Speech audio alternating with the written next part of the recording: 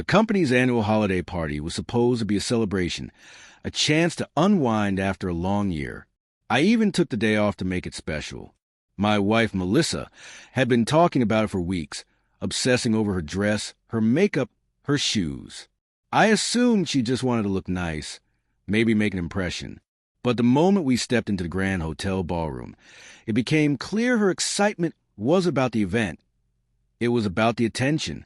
She floated effortlessly from group to group, laughing, touching arms, brushing shoulders, her smile aimed at everyone but me.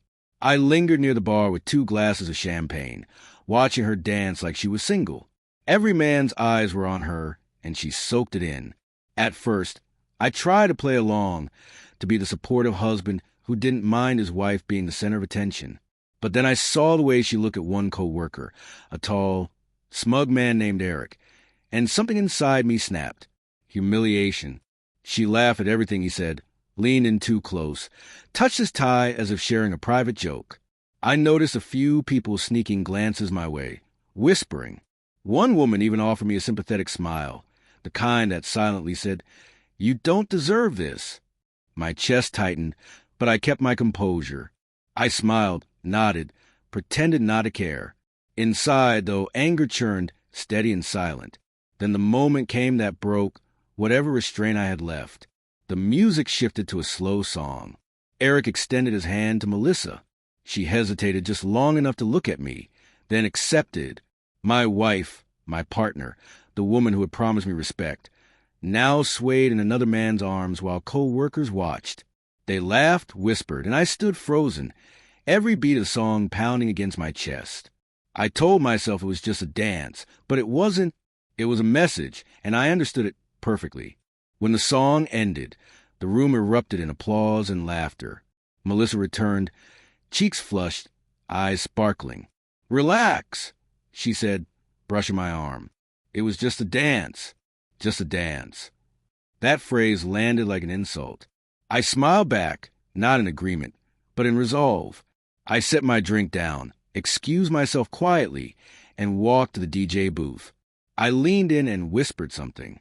The man behind the laptop looked startled, then nodded. The music faded. I took the microphone, and every head turned, hers included. "I just want to take a moment to thank everyone for being here tonight." I began, voice calm and measured, especially my wife, Melissa. I let her name linger in the air. She froze mid-step, her smile faltering.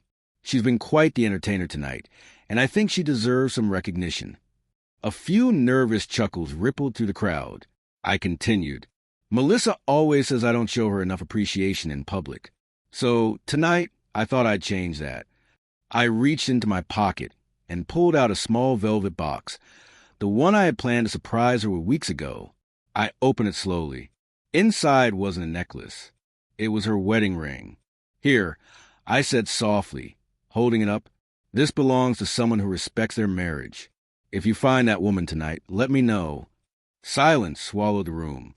You could hear glasses clinking, the hum of the speakers, but no one moved.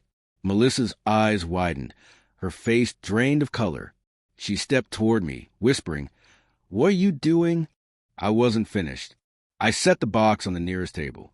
"You flirted with every man in this room while I stood here pretending it didn't hurt," I said, gesturing toward the crowd. "But this is where it stops." Then I smiled, truly smiled, and handed the microphone back to the stunned DJ. For a moment, no one spoke. A few murmurs, some gasps, and finally, a slow clap broke the silence. I didn't look back. Melissa followed me outside, calling my name, begging me to stop. I didn't. I got into my car, started the engine, and drove into the cold December night. City lights blurred past the windshield as I realized what I should have known long ago.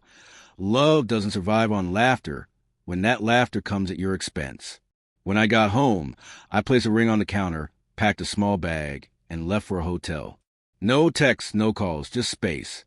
Space to remember who I was before I became invisible.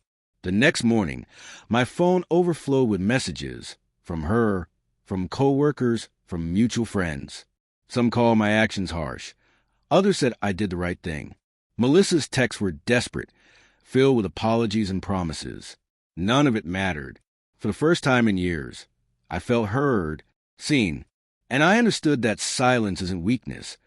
It's the loudest way to walk away from disrespect. Weeks later, she came to my door, tears streaming, begging to fix things.